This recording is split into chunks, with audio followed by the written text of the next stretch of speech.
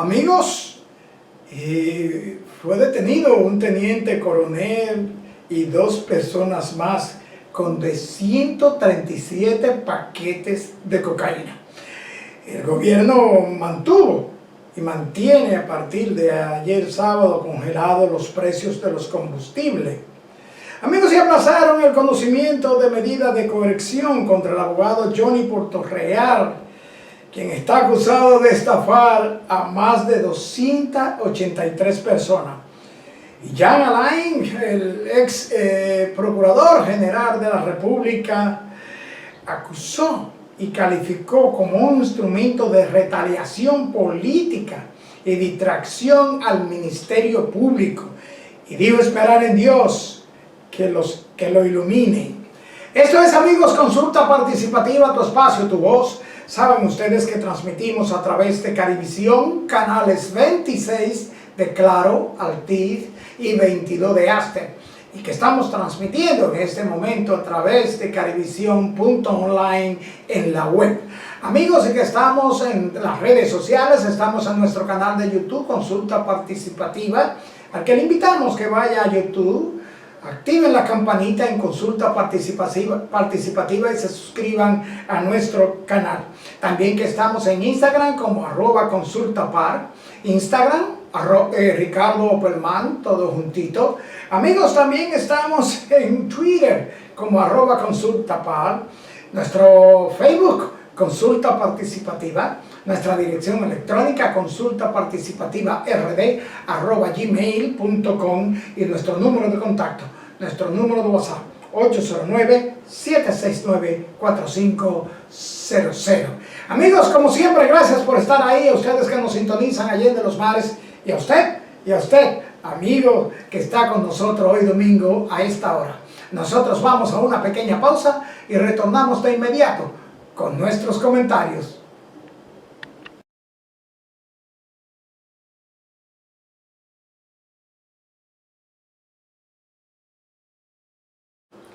Amigos, y siguen los reclamos con el asunto de los fondos de pensiones de la cuenta individual de los cotizantes al Sistema Nacional de Seguridad Social. Esta vez el diputado Botello asistió a la primera audiencia en la que se está reclamando a las AFP la devolución del dinero que fue descontado de los balances de las cuentas individuales. Esta audiencia, que fue el primer paso, también sigue acompañada de los reclamos de grupos organizados ya en el asunto de el traspaso de los fondos de los cotizantes de la AFP, en el caso de los empleados públicos, a el sistema de reparto, cosa esta que el Consejo Nacional de la Seguridad Social pues no aprueba, y hay una gran cantidad de ex servidores públicos que quieren solicitan este traspaso al sistema de reparto del sistema de pensiones del Estado, con la finalidad de buscar su pensión después de tantos años de sacrificio y trabajo.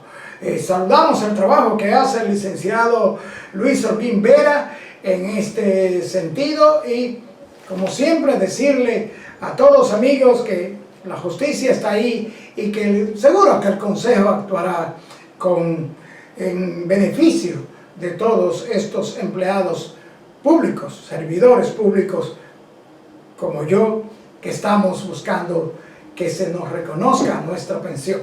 Bien, amigos, y la Dirección Nacional de Control de Drogas apresó a un teniente coronel y un sargento de la Marina de Guerra y un sargento mayor del Ejército, acompañados de un civil con 237 paquetes de cocaína tras una persecución.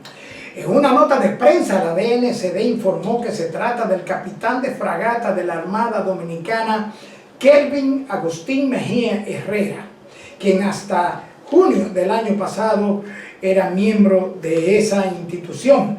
También el miembro del Ejército, el sargento mayor José Luis Sánchez Vélez, quien fue suspendido inmediatamente y puesto a disposición de la justicia civil. Amigos,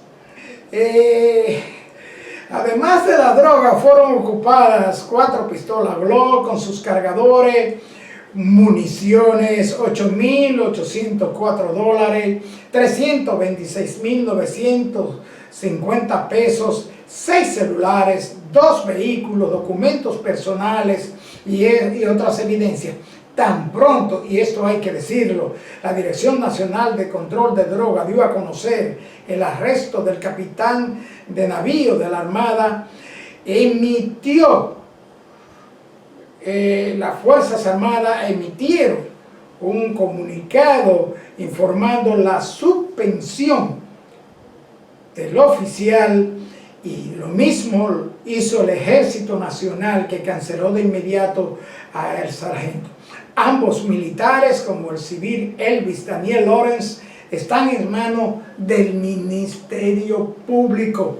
Vean ustedes, amigos, por dónde anda nuestra sociedad y cómo la acción oportuna de los mecanismos de persecución del crimen organizado en el país, pues dieron captura a estas personas. El gobierno dominicano anunció, amigos, esta semana también, que siguen los subsidios a los combustibles. Esta vez el gobierno ha dispuesto de 1.472 millones de pesos para frenar el alza que a partir de ayer sábado debió ponerse a los hidrocarburos. Esto, amigo, ha impedido que el gas licuado de petróleo sufriera un aumento de 6 pesos con 6 centavos, el galón de la gasolina premium 78 pesos con 19 centavos, la regular 86,96 pesos, el gasoil regular 138 pesos y el óptimo 111,14. Aplaudimos la decisión del gobierno de absorber estas posibles alzas, pero nos preguntamos, como no somos conocedores de la materia financiera del Estado, si estos subsidios del Estado a los combustibles están contemplados en alguna área del presupuesto nacional. Amigos, y la Oficina de Atención Permanente del Distrito Nacional aplazó para el día 8 de julio a las 9 de la mañana el conocimiento de medida de coerción contra Johnny Portorreal, este profesional del derecho que está acusado de haber estafado a más de 283 personas con la promesa de una herencia millonaria de la familia Rosario. El aplazamiento se produjo a solicitud de la barra de la defensa del imputado Portorreal, argumentando que debían estudiar el expediente. En tanto que la abogada de los querellantes, Lourdes Reyes, afirmó que Johnny Portorreal también debe ser acusado de lavado de activos y que faltan más imputados en este caso. La fiscal del Distrito Nacional, Rosalba Ramos, dijo que se han presentado más de 600 pruebas que demuestran la culpabilidad de Portorreal. El imputado fue visto sonriente a su entrada y salida del tribunal de audiencia, donde se conocería la medida de coerción, incluyendo haciendo señales con un dedo de triunfo. Y en un momento viró y se dirigió, aparte de los denunciantes que se hallaban en la Fiscalía del Distrito Nacional, a quienes dijo: váyanse a trabajar.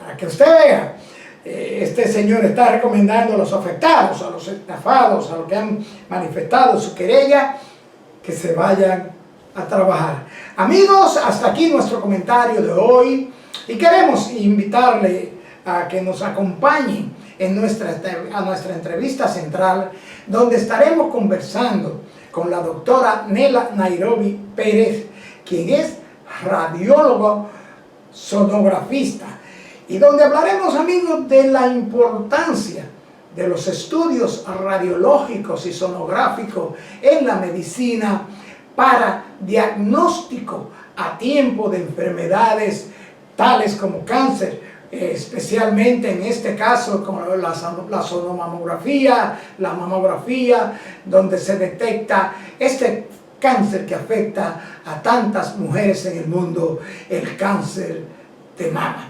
Amigos, en un momentito volvemos con nuestra entrevista central.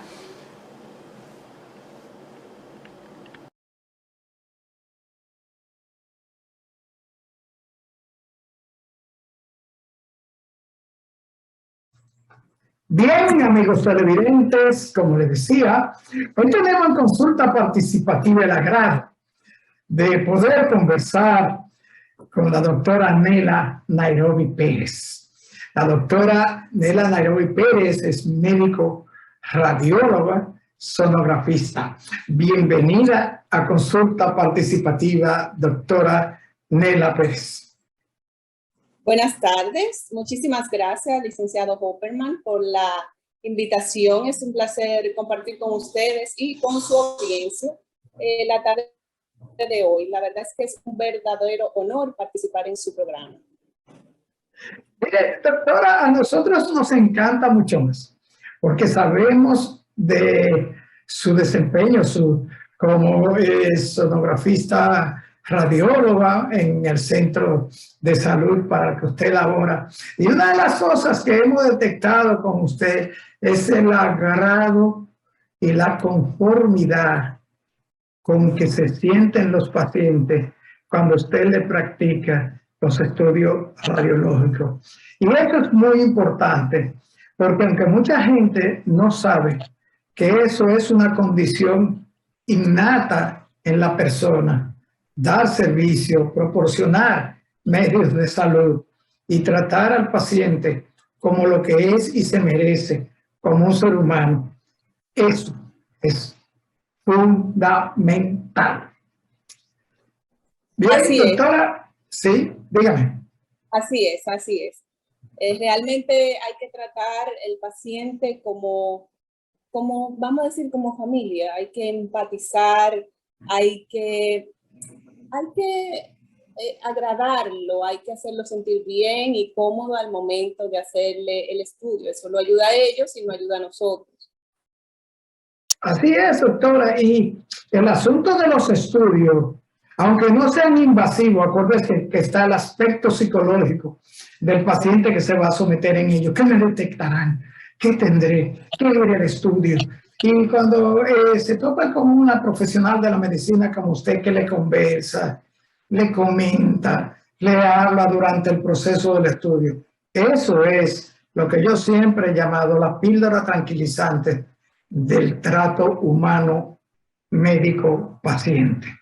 Doctora, pero vamos a arrancar de una vez. Usted es radióloga sonografista, pero hábleme de la radiología, doctora, en sentido general.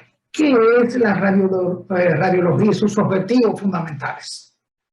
Claro que sí, la radiología no es más que una rama de la medicina que se encarga de obtener imágenes del interior del cuerpo mediante métodos físicos que ya han sido, ¿verdad?, descubiertos, buscando un diagnóstico y en menor cantidad también un pronóstico, y en menor cantidad todavía se utiliza en algunos casos para tratamiento en el paciente. Básicamente eso. O sea, que la radiología en sí tiene un papel fundamental en la detección de posibles patologías al interior del cuerpo. Claro, claro, eso es lo principal. Ese es el papel principal de la radiología, porque usted me señala muy bien que también se utiliza la radiología como tratamiento para ciertas patologías que se presentan y se detectan en las personas. Ahora bien, en la radiología, ¿qué se busca fundamentalmente? Hay tipos de radiología, hay tipos de radiología indicadas con la intención del médico de detectar o confirmar ciertas dudas. ¿Cuáles son estas patologías que mayormente se detectan en las radiologías? Claro que sí. Mire, la verdad es que la radiología es bastante amplia. No solamente es buscar patologías. Nosotros utilizamos la radiología también como método de prevención, que es mucho más importante todavía. Pero básicamente lo que buscamos es ver, por ejemplo, en una sonografía de tiroides, si la tiroides tiene alguna alteración morfológica, ¿verdad? Porque tenemos alteraciones morfológicas y también tenemos alteraciones funcionales. Ya las alteraciones funcionales se encarga el clínico de detectarla. Podemos ver, por ejemplo, en una sonografía de mama, alguna alteración, como conocemos popularmente, si existe algún quiste, si existe alguna masa. Podemos detectar si hay grasa en el hígado, si hay alguna alteración a nivel de riñones, si hay alteración a nivel de próstata. Ya son como muy globales. O sea, nosotros podemos ver todo. Podemos ver cerebro, cráneo, el cerebro. Hay neuroradiólogos, hay médicos especialistas que se van más hacia el área del tórax, ver los pulmones, si están en buen estado, ¿verdad? Y son muchas las cosas que podemos detectar. Por eso le digo, o sea, nosotros podemos tener la radiología como un método preventivo y como un método ya diagnóstico en sí. Exacto. Y hay también el asunto de que el equipo de radiología, la gente se imagina un lugar donde se hace una radiología, una tomografía con una sola persona, pero según tenemos entendido, el equipo de radiología debe contar con médicos, tecnólogos, enfermeros y médico físico. O sea, que es todo un equipo. La radiología en sí es una especialidad de equipo. Claro que sí. Nosotros contamos, es que vamos a hablar un poquito en cuanto a lo que es la radiología en el centro. El centro, tenemos el radiólogo, que es el encargado, el médico, es el que se encarga de leer y ver las imágenes que se obtienen. Estas imágenes la obtiene o la hace, la realiza un técnico en radiología. Son cosas diferentes. Tenemos que aprender a diferenciarla y espero que nos sirva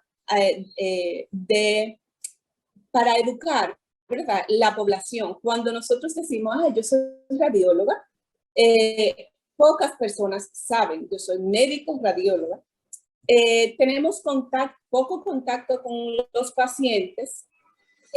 Donde más nosotros tenemos contacto con el paciente es en la sonografía o ecografía, que es donde trabajamos directamente con el paciente, pero ya las demás estudios son realizados por un técnico radiólogo.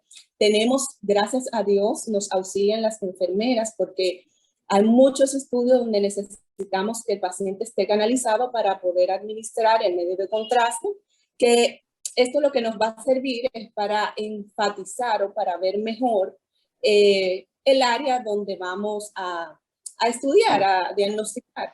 Entonces, tenemos también las personas que reciben a nuestros pacientes, estos son oficiales de servicio. La verdad es que tenemos un gran equipo trabajando con nosotros alrededor.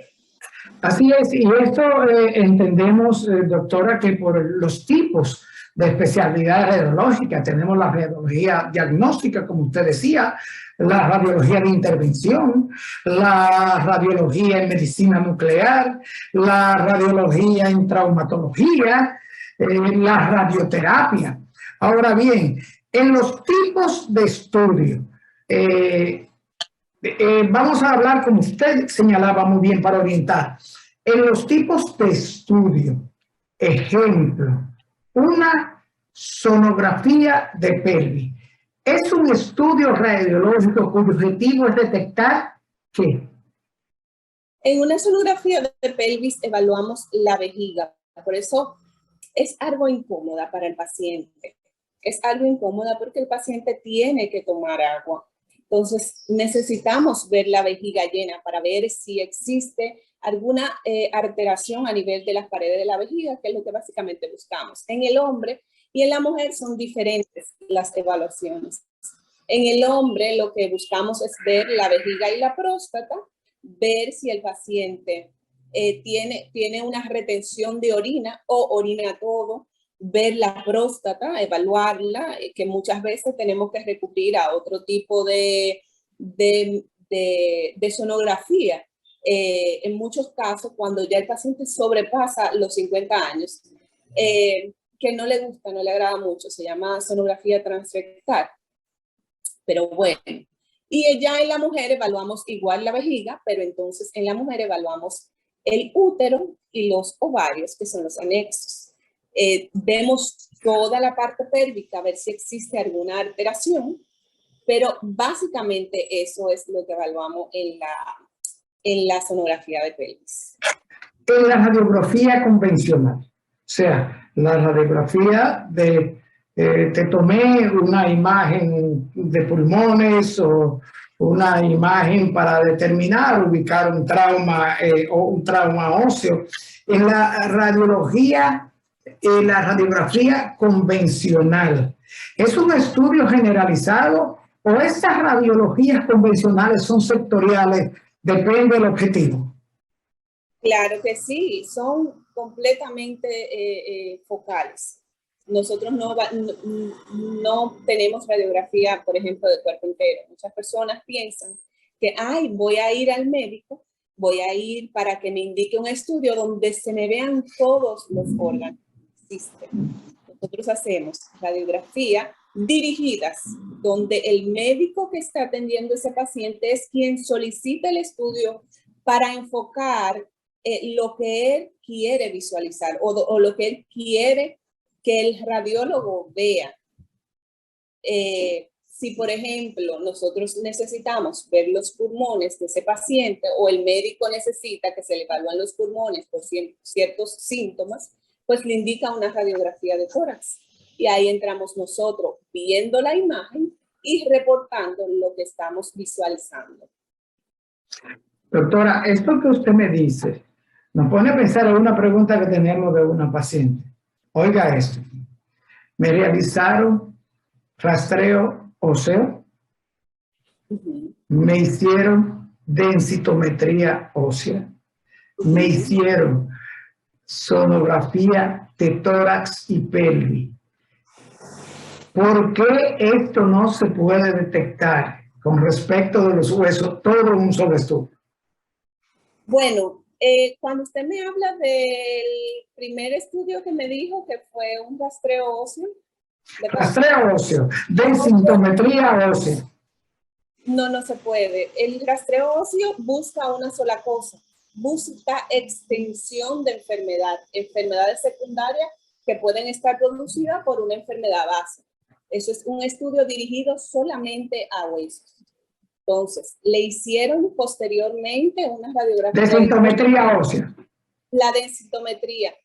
En la densitometría nosotros tomamos dos lugares para poder evaluar, para poder generalizar. No tenemos un equipo que nos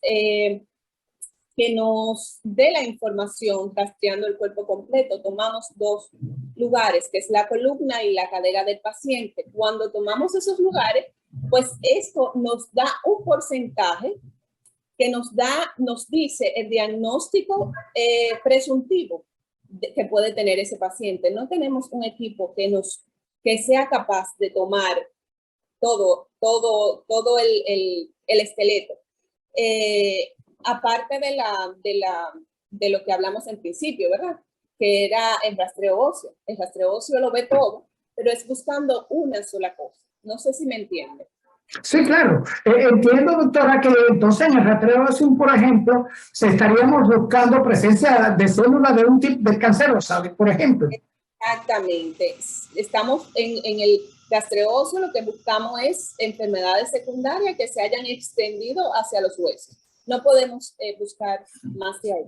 Entonces, se va a lo que es la densitometría para ver, ahí es donde se calcula qué densidad tiene el hueso para diagnóstico de osteoporosis, básicamente.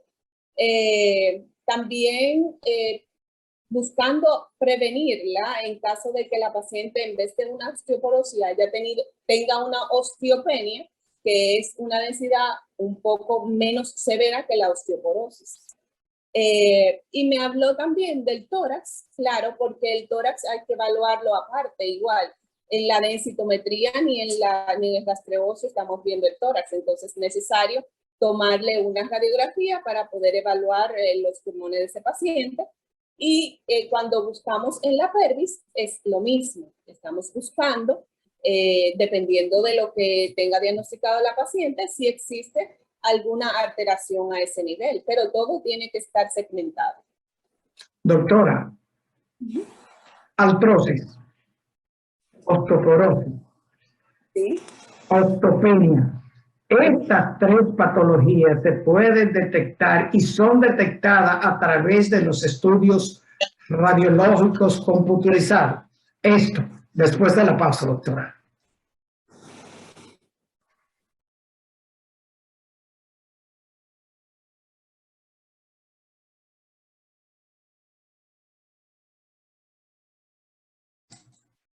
Doctora, antes de irnos a la pausa, le preguntaba la inquietud de una amiga televidente que nos dice osteopenia, osteoporosis y artrosis. Si estas tres condiciones óseas son detectadas en el mismo tipo de estudios radiológicos o sonográficos. Okay. Tenemos para la osteopenia y osteoporosis lo que ya habíamos hablado, la densitometría se utiliza para esto, diagnostica esas dos cosas, osteopenia y osteoporosis. Ahora, la osteoartritis era la otra, ¿verdad? Sí, y la osteoartritis y la osteopenia.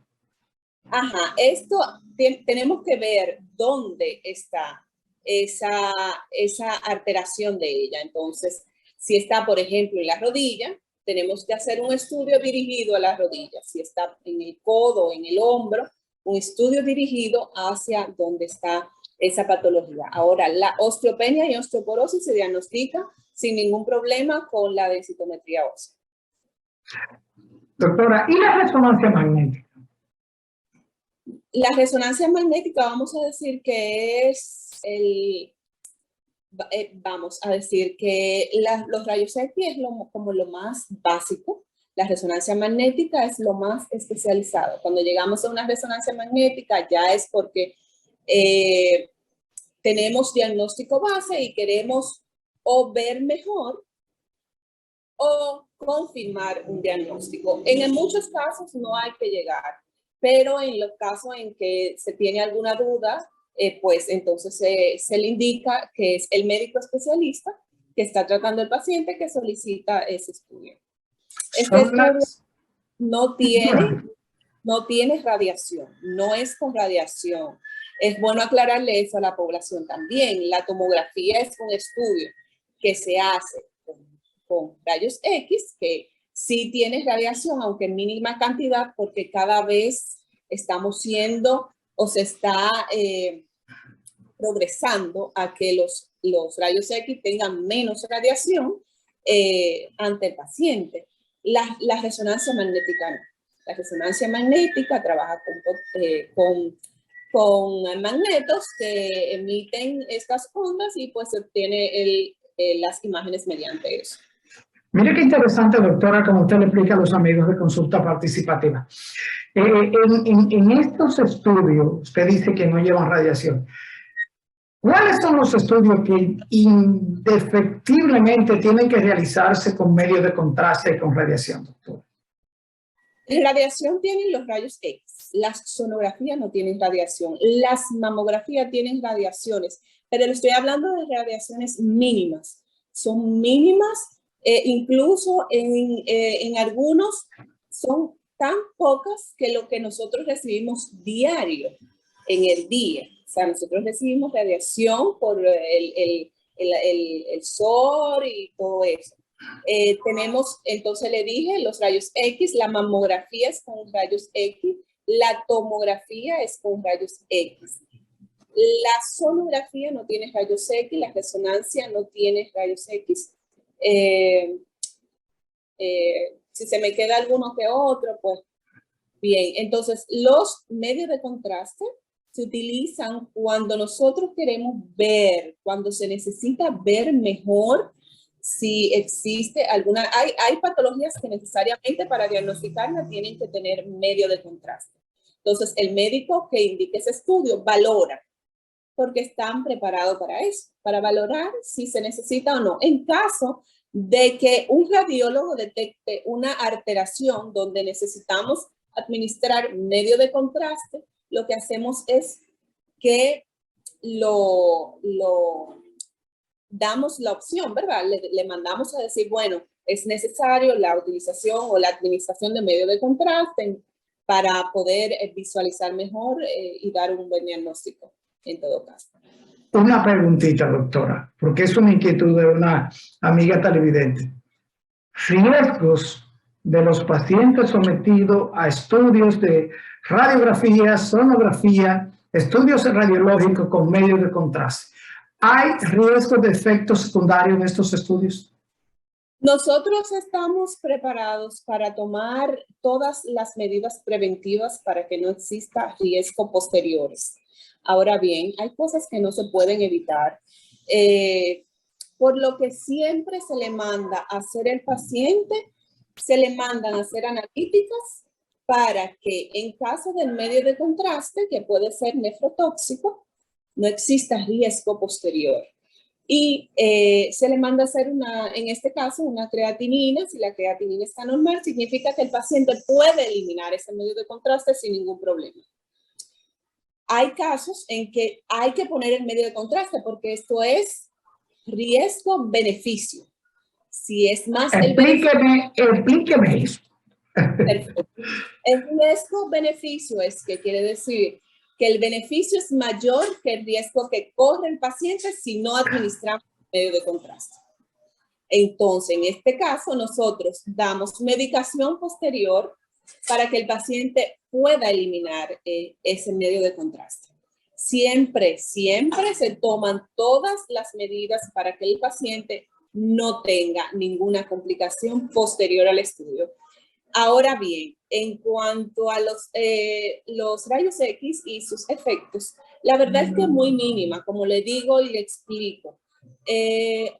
La cantidad de radiación que recibe un paciente actualmente con los equipos nuevos que tenemos y los avances que hemos tenido es muy mínima. Estoy diciendo que en muchos casos nosotros recibimos más radiación en el medio ambiente que lo que recibimos en un estudio que tenga rayos X. Básicamente eso. Sí, doctora, y mire qué interesante, porque hay muchos temores infundados, por así decirlo, muchas personas sin la correcta información y orientación sobre el estudio que va a ser sometido.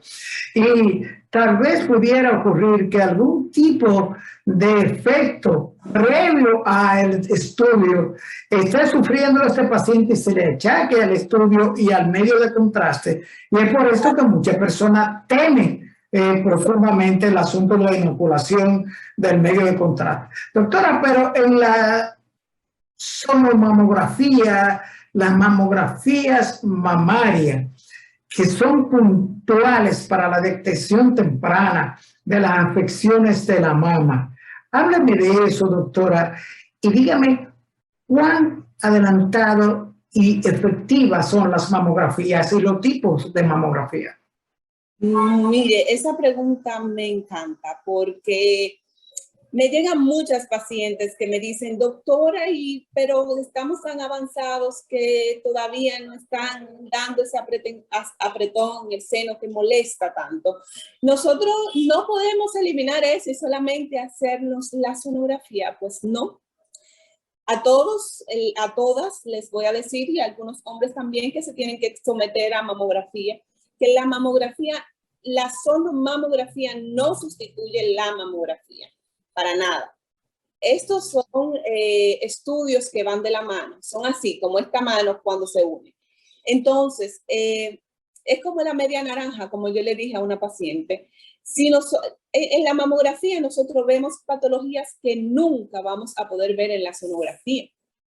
Y en la sonografía vemos cosas que no vamos a obtener en la mamografía. Estos estudios son complementarios, no podemos separarlo, por lo menos no todavía.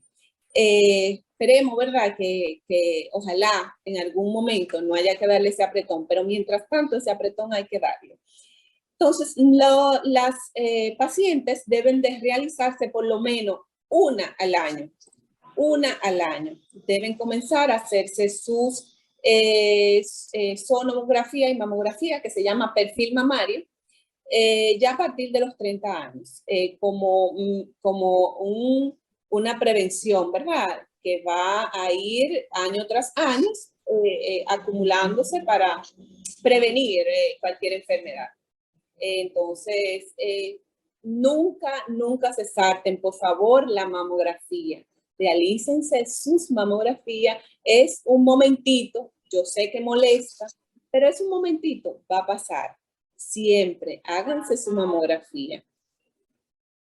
Doctora, mamografía, sonomamografía, pero tenemos entendido que hay otro estudio complementario de la mamografía y sonomamografía que es muy doloroso para la mujer en el seno. ¿Qué se busca con este estudio posterior a una mamografía, específicamente a una paciente que ha sido diagnosticada con un pequeño tumor de posibilidad cancerosa? Bueno, tengo que saber cuál es el tipo de estudio, porque tenemos la mamografía, la sonomamografía y la resonancia magnética de mama. Pero hay una que se hace, la mamografía, que es Okay.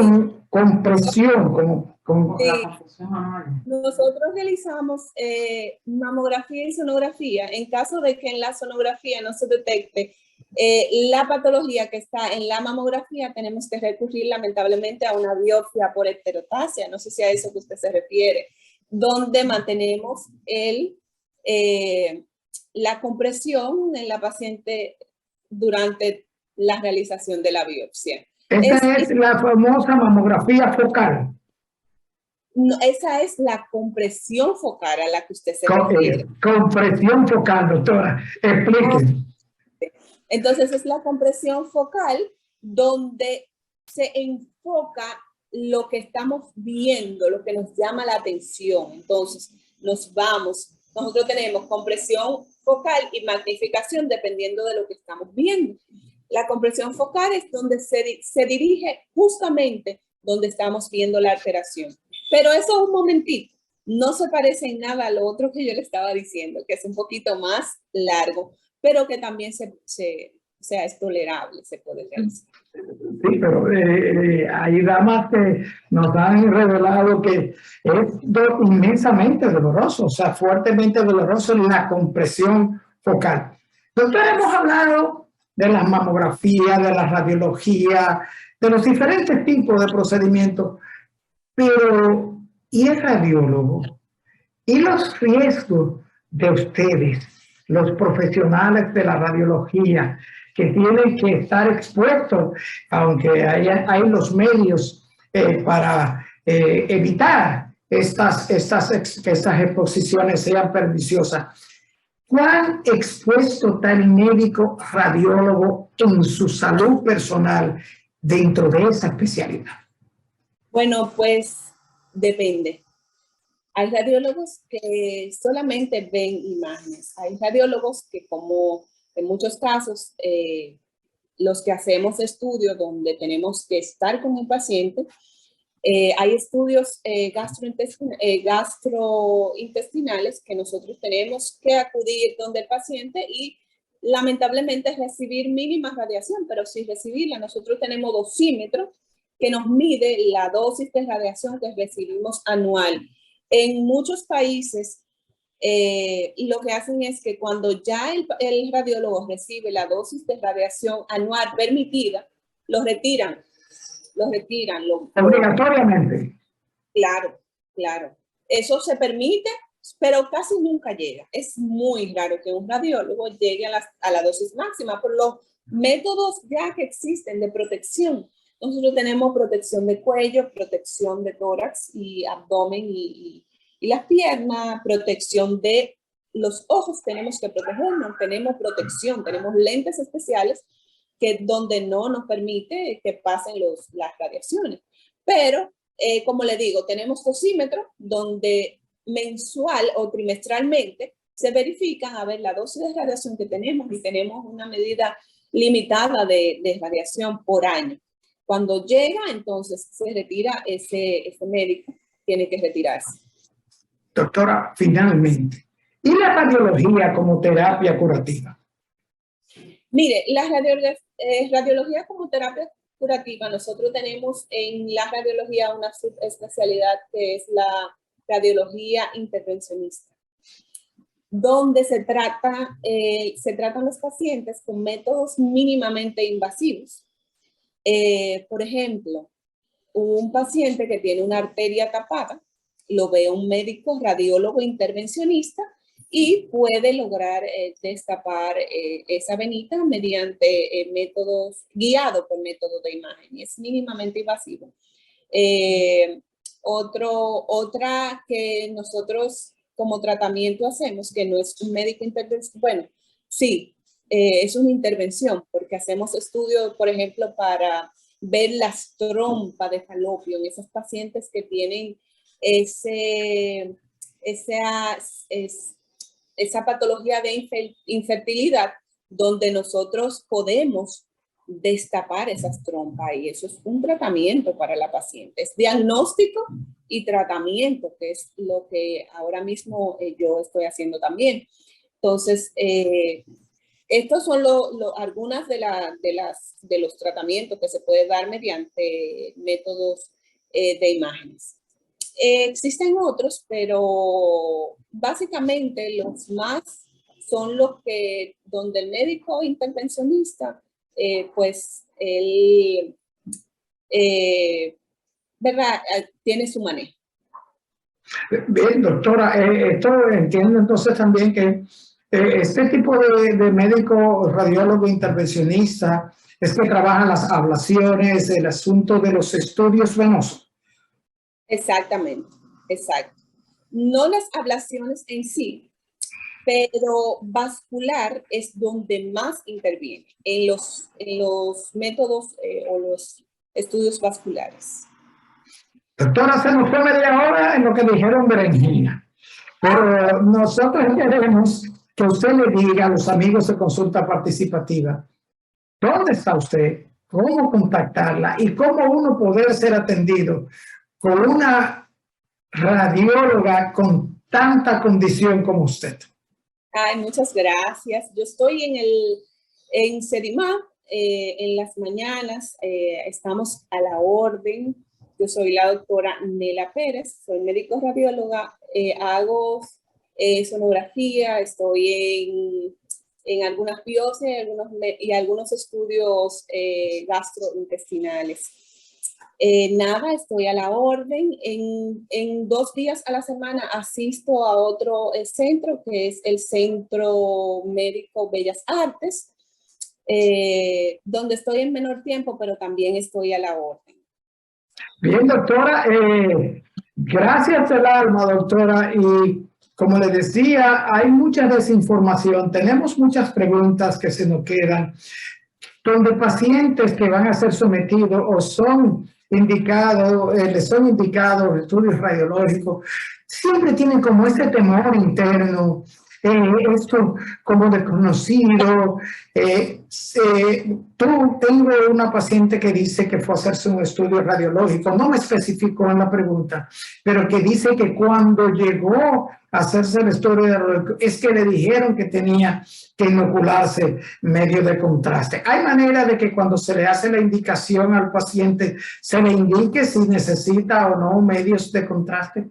Por supuesto que sí, es que siempre debe de decirle al paciente si necesita contraste o no antes de llegar al centro donde se va a hacer el estudio. Se supone que eso es un papel del médico que está tratando el paciente.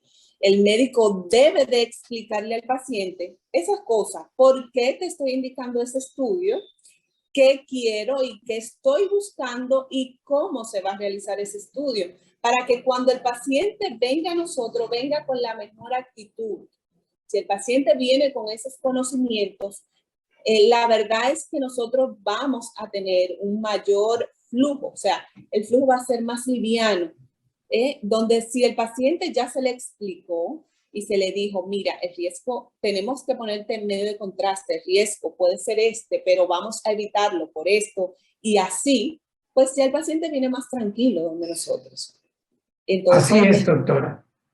Así es. Doctora, gracias en nombre nuestro y todos los amigos televidentes de Consulta Participativa por estar con nosotros. Y le reiteramos a la doctora Nela Nairobi Pérez, radióloga sonografista, que las puertas de Consulta Participativa están abiertas. Y al quedarse no tantas preguntas, pues tendremos otro contacto con usted. A la disposición del mundo. Muchísimas gracias por la invitación, me siento halagada. Gracias, espero que haya servido, ¿verdad?, las respuestas que le di para todo su público, todo el público, y que de verdad podamos seguir informando y educando a la población, que es nuestro papel. Gracias, doctora. Gracias. Que pasen buenas tardes. Bye, bye. Bye. Bien, amigos televidentes, después de esta interesantísima consulta con la doctora Nela Nairobi Pérez, radióloga, sonografista, solo nos resta hacerle nuestra pequeña exhortación, ya una costumbre en tiempos de COVID-19.